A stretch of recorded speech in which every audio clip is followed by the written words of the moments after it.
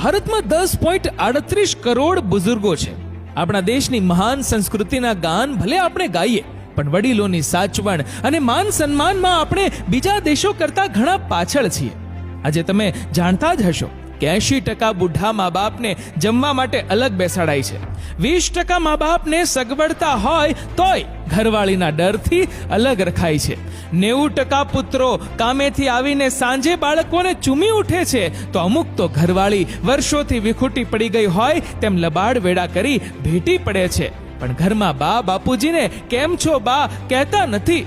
70% મા બાપ ઘરડા થાય ને કંઈ પણ બોલે તો તમને ખબર ન પડે એમ કહીને ચૂપ કરાય છે.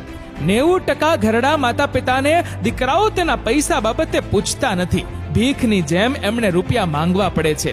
જેવું કરશો એવું જ ભરશો, એ મુજબ મારા સર્વે પ્રમાણે જે લોકો મા બાપને એકલા છોડી મૂકે છે કે માન સન્માન આપતા નથી, તેમના પોતાના ઘડપણ વખતે તેનાથી પણ વધુ બુરા હાલ થાય છે. અમુક કુટુંબા તો આવું પેઢી દર પેઢી ચાલ્યું આવતું જ હોય છે. મા બાપો કૂતરાની જેમ બિચારા થઈ જીવતા હોય ને આવી સાયકલ પેઢી દર પેઢી ચાલુ જ હોય.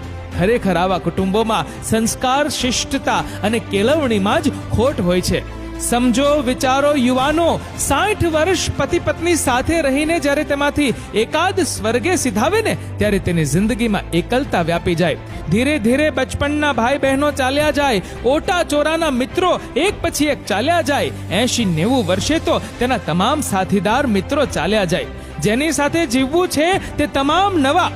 ઉંમરને લીધે શરીર સાથ ના દે, સંભળાય નહીં. ભાષાના શબ્દો, ટેકનોલોજી, રહેન સહેન, ફેશન પળ પળ બદલાતી હોય ત્યારે બધા સાથે સંકલન અશક્ય બની જાય. ત્યારે જીવવું એ જ બોજ બની જાય. માનવ જિંદગીનો સૌથી ભયાનક અને બિહામણો તબક્કો ત્યારે બની જાય કે પુત્રો હરામી પાકે.